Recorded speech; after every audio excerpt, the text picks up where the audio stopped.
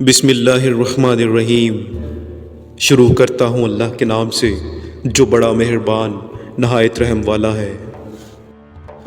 حضرت یوسف علیہ السلام مصر کے بادشاہ بن گئے اور سارا مصر آپ کے زیر اختیار آ گیا۔ زلیخا کے خاوند عزیز مصر کا انتقال ہو گیا اور زلیخا مایوس و پریشان ہو کر اپنے اقتدار کے دور کے کچھ زر و جواہرات ساتھ لے کر ایک جنگل میں چلی گئی اور جنگل میں ہی ایک کٹیا بنا لی جس میں رہنے لگی۔ اب اس کا وہ حسن و جمال اور عالم شباب بھی باقی نہ رہا۔ یوسف علیہ السلام کے عروج و اقتدار کے تو ڈنکے بجنے لگے اور زلیخا گوشہ گمنامی میں جا پڑی۔ حضرت یوسف علیہ السلام ایک دن اپنے لشکر سمیت بڑی شان و شوکت اور شاہانہ جاہ و جلال کے ساتھ اس جنگل سے گزرے۔ زلیخا کو پتہ چلا تو اپنی کٹیا سے نکلی اور حضرت یوسف علیہ السلام کو شاہانہ انداز سے گزرتے ہوئے دیکھ کر بے ساختہ بولی، پاک ہے وہ ذات جس نے نافرمانی کے باعث بادشاہوں کو غلام بنا دیا اور فرما برداری کے صدقہ میں غلاموں کو بادشاہ بنا دیا۔ زلیخا کی یہ آواز حضرت یوسف علیہ السلام نے سنی تو رو پڑے اور اپنے ایک غلام سے فرمایا، اس بڑھیا کی حاجت پوری کرو۔ وہ غلام زلیخا کے پاس پہنچا اور کہا، کیا ہے بڑھیا، تمہاری کیا حاجت ہے؟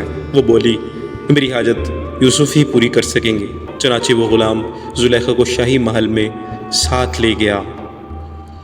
حضرت یوسف علیہ السلام جب محل میں پہنچے، آپ نے اپنا شاہی لباس اتارا اور اللہ کی عبادت کے لیے اپنے مصلی پر بیٹھے تو اس وقت آپ کو پھر وہی جملہ یاد آیا اور آپ رونے لگے۔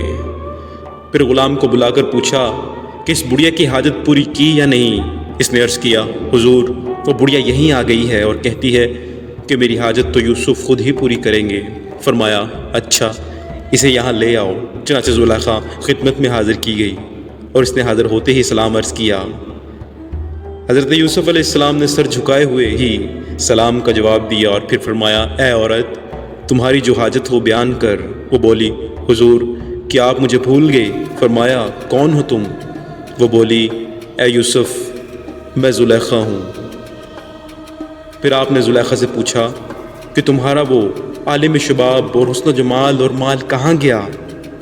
زلیخا نے جواب دیا، وہ لے گیا جس نے آپ کو جیل سے نکالا اور مصر کی حکومت آپ کو عطا فرمائی۔ یوسف علیہ السلام نے فرمایا، اچھا تو بتاؤ اب تمہاری کیا حاجت ہے؟ وہ بولی کہ آپ پوری فرما دیں گے، پہلے وعدہ کیجئے۔ فرمایا، ہاں ضرور پوری کروں گا۔ وہ بولی، تو سنیے، 3 حاجتیں ہیں۔